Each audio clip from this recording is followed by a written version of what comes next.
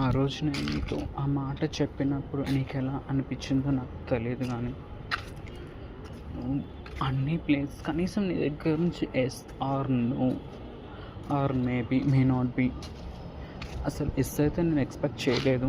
At least నాలో ఉన్న భారాన్ని తగ్గించుకొని నీతో ఫేక్గా ఉండాలని నేనైతే ఏ రోజు అనుకోలేదు. అందుకే నేను ఆ రోజు ఓపెన్ అప్ అవ్వాల్సి వచ్చింది. నీతో గడుపుతున్న ప్రతి క్షణం నాకు ఫేక్గా గడుపుతున్నట్టే అనిపించింది. మనసులో ఒకటి పెట్టుకొని బయట ఇంకొకటి మాట్లాడుతూ అలా ఉండడం నాకు అస్సలు నచ్చదు. ఏడుద్దామన్నా నాకు ఏడుపు రావట్లేదు. మగపుట కొట్టేసారా, ఏడిస్తే ఈ సమాజం ఒప్పుకోదుగా. ఎంత కంట్రోల్గా ఉన్నానో నాకు తెలియదు.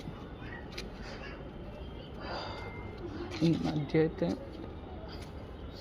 ఎందుకు నువ్వు ఇంతలా గుర్తొస్తున్నావు కూడా నాకు తెలియట్లేదు.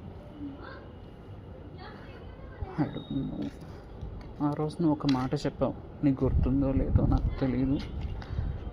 ఐ థింక్ నా బర్త్డే రోజు అనుకుంటా.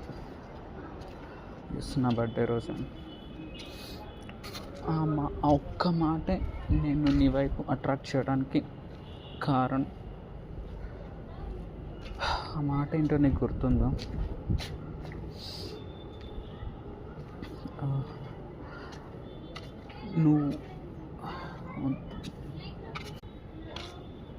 నువ్వు జీవితంలో చాలా ఎదుగుతావు,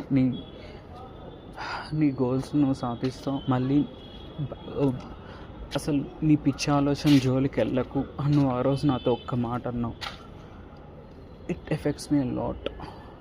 ఆ రోజు నేను గట్టిగా డిసైడ్ అయ్యా మళ్ళీ నా పాస్ట్కి వెళ్ళకూడదని చెప్పి. ఆ రోజు నుంచి నేను చాలా రిగ్రెస్ అని చెప్పలేను,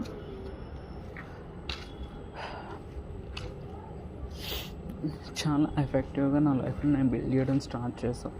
బట్ ఆ బిల్డింగ్ ఆఫ్ లైఫ్ మళ్ళీ నీ వల్లే బ్రేక్ పడుతుందని నేను కల్లో కూడా ఎక్స్పెక్ట్ చేయలేదు. మళ్ళీ నేను ఆ పాత ఊబిలోనే పడిపోతున్నాను. నా వల్ల కావట్లేదు. అట్లీస్ట్ ఒక్కసారి నువ్వు నాతో మాట్లాడి I get out of from it. మళ్ళీ నువ్వు నాకు లైఫ్లో మళ్ళీ నువ్వు నాతో మాట్లాడకపోయినా పర్లేదు, ఒక్కసారి నన్ను క్షమించేసానని చెప్పు చాలు. దానికి మించి నేను